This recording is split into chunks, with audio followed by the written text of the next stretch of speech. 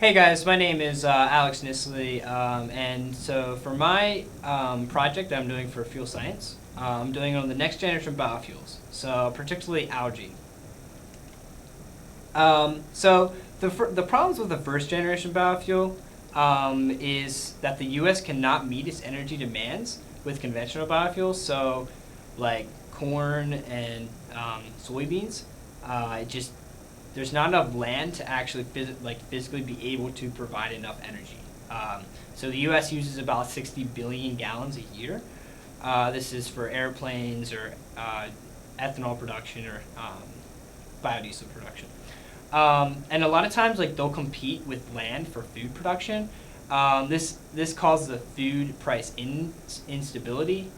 So, like a lot of times when you use corn for ethanol, it can't be used for food products. It can only be used for livestock or cattle, which is bad for people to eat food.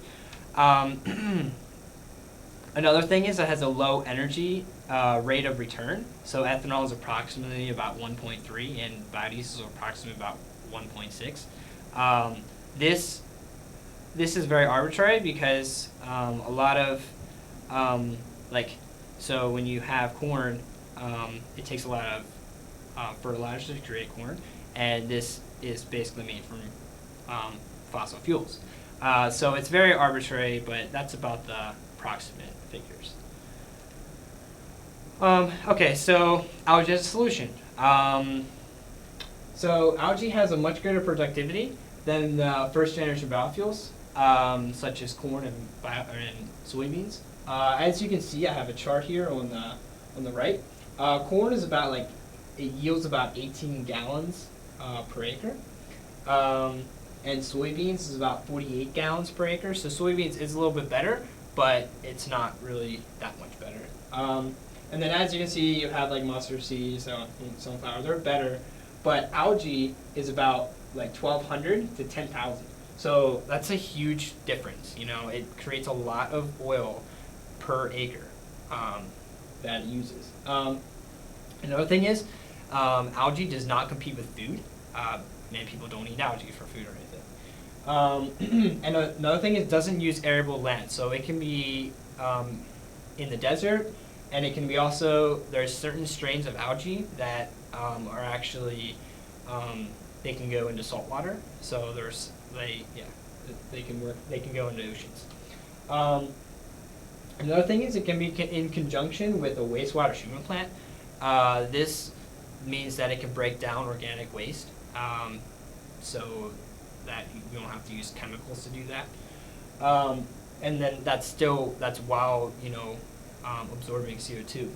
Another thing is, it can be used as a CO2 recycler for fossil fuel burning power plants. So like natural gas, coal, all your main power plants except for nuclear. But